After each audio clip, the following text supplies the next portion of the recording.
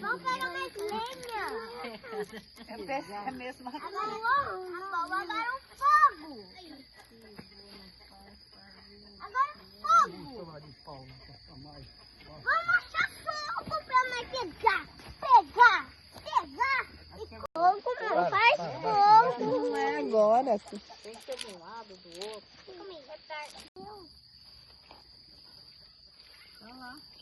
Ô, Matheus, não precisa trazer desse tamanho, não. Traz pedaceira.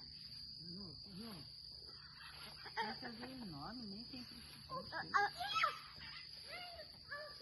É bom ter mais pauseira, né, Guri? É bom que ele fica mostrando.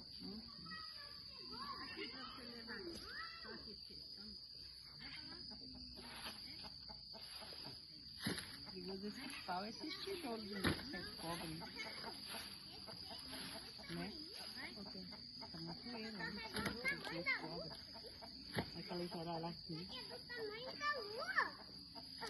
Tivesse um trio ali pra jogar aí. Eu não sei se o tamanho da lua é boa. Falou que esse pau do tamanho da lua. É pra nós Que dá pra voar.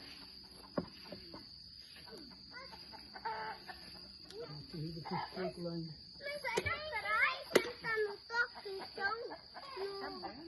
Eu vou ir esse aqui. Não, tá.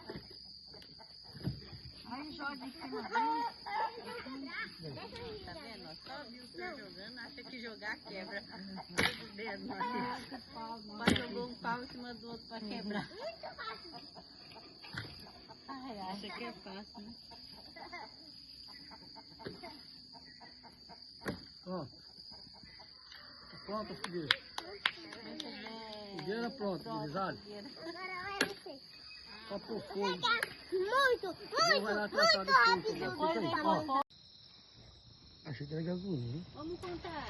5, 4, 2, 1. Viva São João! Ele derreteu o fio da casa. Ô, Frederico, não corre não. Tá todo mundo tomando